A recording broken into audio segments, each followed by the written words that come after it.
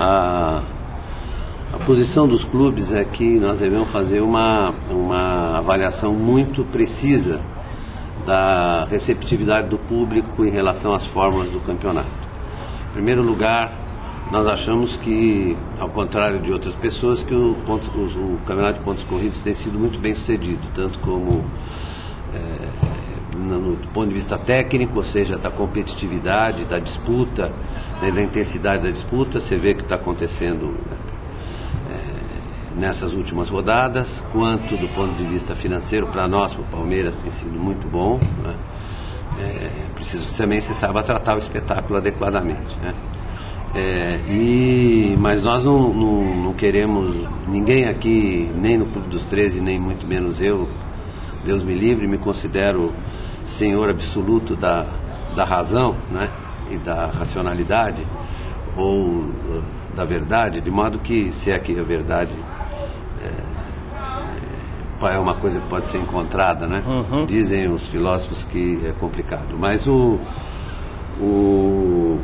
Clube dos 13 está disposto a discutir o que a nossa parceira está colocando como uma questão, né? Aliás, eles colocaram como uma questão, não foi uma ideia irredutível da qual eles não possam sair.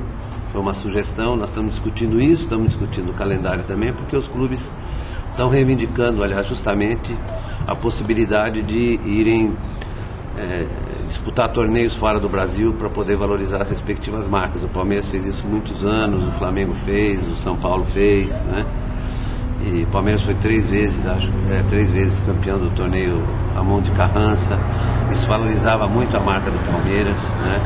E isso dá uma oportunidade para a gente também ter uma receita extra que ajudaria a reter jogadores aqui. Isso tudo eu quero discutir, não só eu pedi ao presidente da República uma audiência que ele vai me conceder, que não seja para tratar de economia, uma audiência sobre o futebol. Eu já avisei todo mundo que eu pedi audiência, vou levar os presidentes dos clubes lá. Nós precisamos trabalhar na direção de melhorar, digamos, eu acho que isso já melhorou bastante, de melhorar as condições de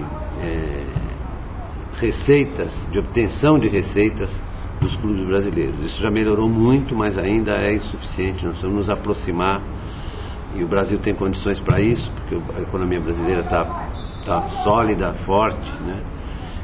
E o futebol e o esporte em geral, até diante da Copa do Mundo e das Olimpíadas, o futebol e o esporte em geral tem um potencial econômico muito grande, e eles deviam também ser objeto de políticas públicas. Não é o governo dar dinheiro, mas o governo, na verdade, dá estímulos, incentivos. Como é que seria feito isso? Isso teria que ser feito através de concessão de estímulos fiscais, dar um pouco mais de alento à lei de incentivo ao esporte, uhum. Né? Eu já sugeri isso, né? Aproximá-la um pouco das outras leis de incentivo, que o esporte é hoje uma forma de atividade tão importante quanto outras atividades, né? Elas são importantes do ponto de vista educacional, são do ponto de vista da saúde, né? Então, portanto, você não pode mais confundir o esporte com uma atividade esporádica, como era. É uma atividade que faz parte de um sistema de vida, né? Então, você tem que incorporar isso às políticas públicas, né? Não se trata de dar ou não dar dinheiro, isso é uma visão estreita, porque, em geral, se me perdoe, a imprensa se fixa nessa questão, se é caro, se é barato. Não é isso. Você precisa ver se é eficaz, se funciona para a maioria da sociedade. Isso obrigaria também os clubes a terem uma gestão mais clara, né? E mais eficiente dos seus recursos. Os clubes estão se profissionalizando, né? E isso é inevitável. É inevitável que isso aconteça, que os clubes se profissionalizem as suas gestões, né? E diminuam o peso dos diretores amadores. O velho Cartola é uma figura, né, que vai diminuir a sua importância progressivamente.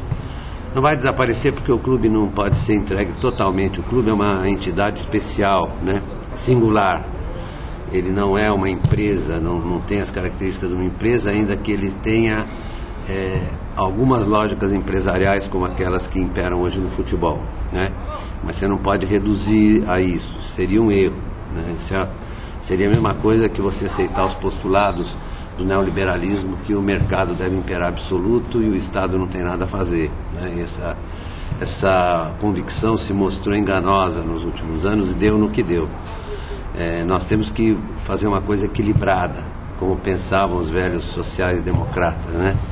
Você precisa ter uma esfera de participação na vida pública que seja de regulamentação pública.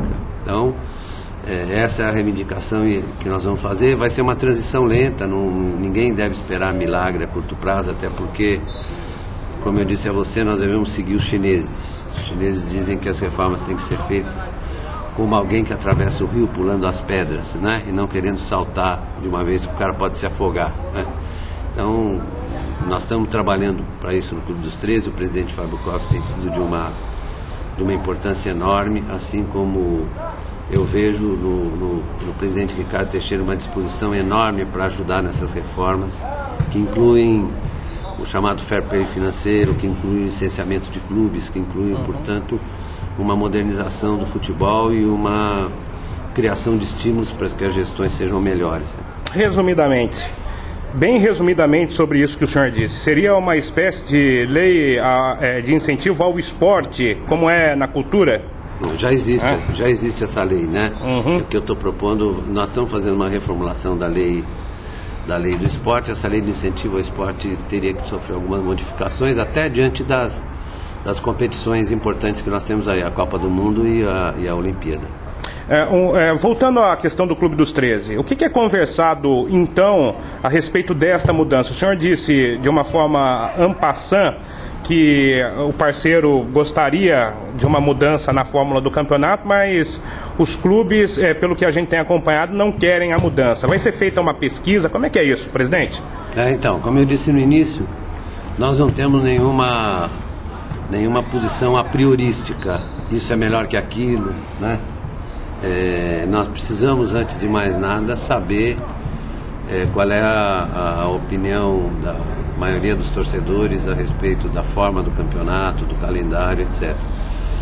Há razões de ambos os lados e nós temos que chegar a uma convergência aí, convergir para uma fórmula comum que atenda aos interesses do nosso principal patrocinador, né, que tem sido, na verdade, importante para a melhoria das receitas do futebol.